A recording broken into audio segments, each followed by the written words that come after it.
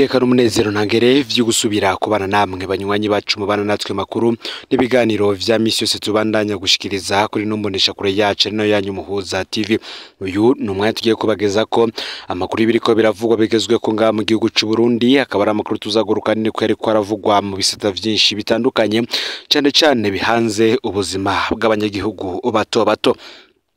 Murano makuru tugiye kugaruka ku nyishu zatanzwe n'umunyamabanga mukuru w'umugambwe uri ku butegetsi CNDD-FDD Reverien Ndikuriyo, aho yatangaje vyinshi cyane ku bibazo abanyagihugu bagenda baribaza.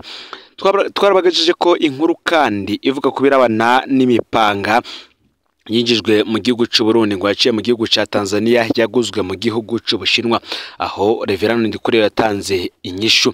Nako kandi yavuze kubirabana no kunyuruza no kwica abanyagihugu, tuza kubigaruka ko ibiciro biguma biduga mu gihugu, abajije amashuri babura akazi, ifaranga ry'u Burundi ritagaciro, uguhohotera iyindi migambwe cyane cyane benshi mu migambwe itavuga rumwe n'ubutegetsi yagiriza CNDD-FDD ko itayiha uburenganzira bukwiye ndetse n'umwidegemvyo. Tuze kandi kwibwirizwa rigenga amatora ritumvikanywe ko na bose ndetse no mu nama nshinga amateka bigashikayo ndetse n'ibindi bitandukanye. Murano makuru ni inyishu zitomoye cyane Reverien Ndikuriyo yatanze, aha akaba ari naho havuye ko benshi babonye ko Reverien Ndikuriyo ari umugabo w'ijinja n'ijambo, ko inyishu ziwe ziba zitomoye, bigaragara ko ngo ubuzima bw'abanyagihugu koko aba yaburavye ko neza. Ni mu gihe umugambwe CNDD-FDD watunganyije ikiganiro. Ni ikiganiro cyakozwe kubamenyesha makuru. Hari amakuru yari yatanzwe n'itorokanizo ry'amakuru Romandare ku igenekerezo y'umunani Ndamukiza uyu mwaka w'2024. Benshi mu bamenyesha makuru bararitswe gihutihuti ku muhingamo wo kuri uwo munsi kugira ngo bazinduke bagana mu ntara ya Ngozi, aho umugambwe uri ku butegetsi CNDD-FDD mu Burundi wari umaze iminsi ibiri mu nama ya komite nkuru yawo.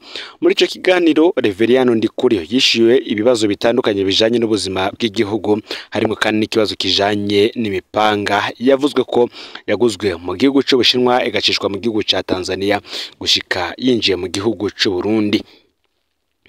Ku kibazo c'ibipanga yavuzwe mu gihugu, umunyamabanga mukuru w'umugambwe CNDD-FDD Reverien Ndikuriyo yaragarutse ku nkuru itorokanizo ry'amakuru Romanda ryari ryashikirije hamwe no kwitangazo.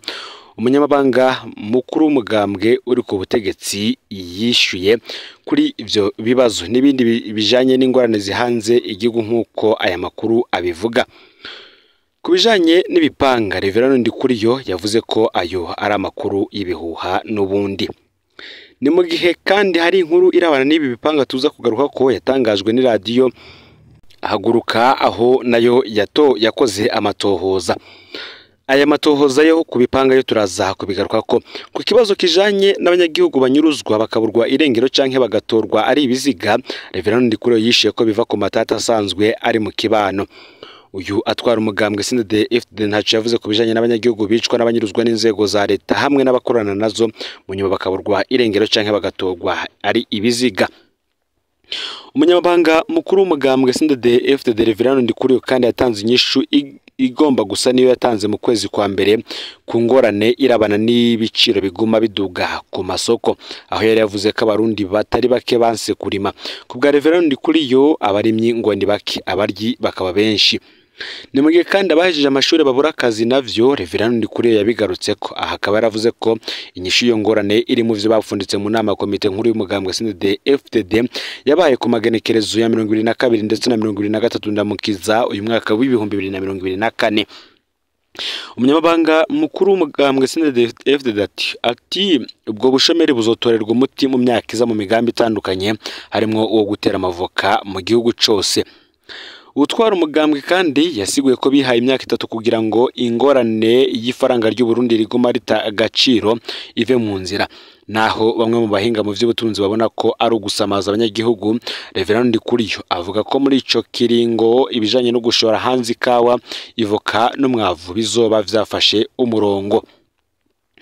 Ku kibazo noneho benshi bari biteze inyishu yacu kandi bari banategereje ari benshi kirabana n'ibivugwa vyo guhohotera iyindi migambwe, cyane cyane ibi bakabivuga bagendeye ku vyashikirijwe n'abepiskopi ba Ecclesia Gatolika. Kuri iki kibazo rero kijanye nuko umugambwe CNDD-FDD dushaka kuguma ari umugambwe umwe rudende mu gihugu. Reverano Ndikuriyo yishuye ko umugambwe arongoye utoreka kwakira abawugana. Aha Ndikuriyo acavuga ko umugambwe CNDD-FDD n'abepiskopi bagatolika bakora cyo kimwe mu kurondera abanywanyi. Ndikuriyo ntiyavuze ibijanye nuko umugambwe uri ku butegetsi hohotera iyindi migambwe. Ibwirizwa rero rigenga amatora ritumvikanywe ko na bose ndetse no mu nama nshingamateka bigashikayo. Ku bwa Reverano Ndikuriyo ngo ntibishoboka ko ivyumviro vy'umwe wese bishirwa mu nteguro y'ibwirizwa rigenga amatora yeruka kwemezwa mu nama nshingamateka na nkenguzamateka. Umunyamabanga mukuru w'umugambwe CNDD-FDD yashimikiye ku ngwate miliyoni 100 isabwa uwitoza mu kibanza cy'umukuru w'igihugu, ahamenyesha ko ayo mafaranga atari menshi na gato. Muri ico kiganiro kandi yagiraniye n'abamenyesha makuru ku musozi wa Buye muri komine Mwumba ho mu ntara ya Ngozi, Reverano Ndikuriyo yaravuze kandi ko komite nkuru y'umugambwe CNDD-FDD yapfunditse ko imbere yo kuja muri kaminuza canke mu yindi mirimo abanyeshuri bahejeje amashure yisumbuye bazobanza kuja mu nyigisho za gisirikare zimara imyaka 2 hama noneho bakabona kuja kubandanya ivyigwa vyabo mu mashuri ya kaminuza canke se kuja mu kazi nkuko babipfunditse mu ikoraniro kaminuza ry'umugambwe CNDD-FDD. Reka tugaruke kandi kuri ca kibazo c'imipanga yagiye iravugwa ko n'abandi. Hari amafoto y'imipanga yarungikiwe radio Haguruka n'imbonerakure yo muri komine Mutimbuzi wo mu ntara ya Bujumbura. Akaba kandi yaranarungikiwe n'abandi bakora mu gisata cyo kumenyesha amakuru kugira ngo afatwe nk'ivyemezo mugabo vy'ukuri atayihuriye n'amakuru yakwiye hirya no hino kwisi ko hari imipanga yatumwe ko hanze y'igihugu kugira ngo ihabwe imbonerakure nazo zishobore gutikiza inganda. Amafoto y'imipanga yatanzwe ni 43 ariko radio Haguruka imaze gusuzuma neza basanze ari imipanga itarenga 5. Itatu ifise ikirindi cera amwe n'imipanga 2 ifise ikirindi cirabura ariko yafotoye mu buryo butandukanye, hamwe bayikikamitse ahandi naho bayishinze, ahandi bayihinduye ku ruhande canke ku rundi ruhande ku buryo umuntu yo kwibesha ko ari imipanga myinshi. Amafoto y'iyo mipanga 5 yanditswe ko na marikeri ibiharuro. 3 ifise ikirindi cera yanditswe ko igiharuro 7 yose uko hari 3. Uwugira 4 wanditse ko igiharuro 6, wa 5 wanditswe ko ibiharuro 665, wa 4 n'uwa 5 yose ikaba ifise ibirindi vyirabura. Umuntu ngo atabisuzumye neza ko ivyo biharuro ari vyiyumviriwe yo kwibesha ko ari myinshi. Radio Haguruka rero imaze gufatira ku makuru yemaze kuronka mu gihugu cyose natanzwe muri komine Mutimbuzi niyo mbonerakure yarashoboye kwemeza atagukekeranya ko ayo makuru y'imipanga ivuga ko yakuwe hanze y'igihugu itumwe ko na leta n'umugambwe CNDD-FDD ari kinyoma camba y'ubusa cyatewe n'abantu gushika uyu munsi bataramenyekana. Imbonerakure ngishobora kuba yarakoreshejwe mu gukwiza no mu gutanga ico gihe kubera inyungu ziwe zo kurondera amafaranga mugabo itazi uburemere bizokora ku buzima bw'igihugu n'abanyagihugu. Imipanga tanga nk'ivyemezo birashoboka ko ari yo yiguriye mu isoko nabo bakorana mugabo vy'ukuri ngo ntayihuriye n'amakuru yakwiye ko hari imipanga iriko iratangwa mu mbonerakure. Nimugiye ko kandi radio Haguruka ivuga ko ifise n'umwidondoro wose wiyombonerakure kuri amatelefone yose akoresha hamwe n'ubutumwa butandukanye yandikiranye n'umwe mu barongoye ibimenyesha makuru mu nama radio bikorera hanze, ariko kubera amategeko y'umwuga ngatabebemerera barabangiye kubishira ahabona. Makuru azokurikira radio Haguruka ngikazoshikiriza ibindi vyemezo yaronse vyerekeye ayo makuru y'imipanga ihabwa imbonerakure hamwe ngo nivyo yo mbonerakure yivugiye kuvyerekeye ayo makuru yatanze hirya no hino kumenyesha makuru n'amaradio hamwe no kumashira hamwe aharanira agateka kazi na muntu. Bamwe bakavuga ko iyi mbonerakure n'ubundi yishakiraga ico gushira mu nda kubera ikibazo c'inzara rifise canke se ari bamwe canke abandi baba bayitumye ngaza ayo makuru y'ibihuha. Ni mugiye mu gisata c'ubutungane tugiye kugaruka kuri wa munyamahanga apfungiye mu ibohero rikuru rya Mpimba. Uyu akaba ari umunyemozambike. Abategetsi ba Mozambique rero ngo babagiye gukurikirana ikibazo c'uyu munyororo. Ni mugihe haciye imisi Pacifique Ninahazwa ashize habona ikibazo c'impahazwa y'umunyemozambike amaze imyaka myinshi mu ibohero rikuru rya Mpimba kugeza aho yataye ubwenge atakizi ni dosiye yoba imupfunze. Abavugisha avuga ko yitwa Onanga Puka ni umunyororo agowe cyane, impuzu zahereye ko afungura abanje gusega atagira aho arara ku buryo imvura iguye mu ijoro ica irara imunyagira. Aho rero Pacifique Ninahazwa atangiye iyi nkuru yiwe, hari abarundi benshi bipfuje kumufasha na cyane cyane aba muri Mozambique canke abigeze kubayo, bose bashima ingene Mozambique yabagiriye neza. Hari n'abagiye kumuraba mu mpimba, bamwe bakamusigira impuzu n'utundi two kumufasha. Ariko nk'uko vyatangajwe n'abandi banyororo, nuko ivyo Onaga Puka aronse aca bigaba kubera ico kibazo cyo mu mutwe, ngo birasaba ko yoronka bamwitwareka izo mfashanyo zocako. Ku bwacu Onaga Puka akwiriye kujanwa kwa muganga. Ambasade ya Mozambique mu Bwongereza ivuga ko igiye gukurikirana ico kibazo.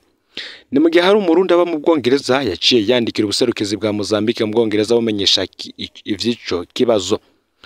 Mu butumwa yarungitse yagize ati: sinari bwaronke inyishu za email narungikiye ambasade ya Mozambique mu Bwongereza, gusa uyu munsi mu gatondo nabahamagaye ndavugana n'umukenyezi ahakorera, aranyemerera ko bagiye kuraba ingene bomufasha kandi ngo barashimye abamutabarije.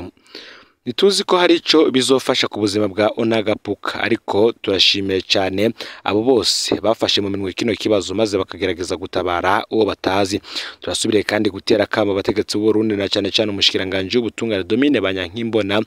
Biratera isoni ukuntu mufata abanyororo. Umwe mu bari barongoye ibohero rikuru rya Mpimba mu myaka ya vuba cyane yabajijwe ikibazo cy'uyu munyororo, yishuye ko atanuwazi. Bategetsi gupfunga umuntu imyaka 5 n'imyaka atanazi dosiye yiwe yagwara mu mutwe ntanavuzwe n'akamaramaza ku gihugu, bikiyongera ko kandi ari n'umunyamahanga, byose biza vyambika icegi igihugu. Tubibutse ko uyu munyororo avuga ko yitwa Onaga Puka, avuka mu ntara ya Nampula mu gihugu ca Mozambique yitwa Buronde. Arafise ingorane ikomeye y'ururimi. Muri Mozambique bavuga igiportuge, ari mu Burundi agerageza kuvuga icongereza naco nyene kitameze neza. Onaga Puka amaze imyaka irenga 10 mu mpimba. Yaje ari konvayeri w'ubwato. Avuga ko mu gihe yari ku kivuko ca Bujumbura yagiye gufungura muri tumwe mu turesitora turi hafi y'ikivuko. Igipolisi cyakoze umukwabo rero kirafata bari ngaho bose. Onaga Puka iyo bari bagiriwe ivyangombwa mu bwato, yarabuze ururimi yisiguramo, apolisi bamujana muri Beseri, inyuma yajanywe muri parike nabo bamurungika mu mpimba kubera kutumva ivyo avuga. Kuva ubwo Onaga Puka yo batarigera aburana, nta dosiye yiwe azi. Ibi vyanamuviremo ingwara yo mu mutwe, tuzi ko nirizina avuga ariyo ryanditse muri dosiye yiwe. Aya niyo makuru yaragezwe ko muri kano kanya. Fyonde subscribe canke sabone niba utari wafyenda ko kugira ngo tuzucika runda dushikiriza usangiza no makuru bagenzawe kandi aho baherereye hose kugira ngo nabo baje batoje bacikanwa nayo. Numuza TV Imana bahezagire.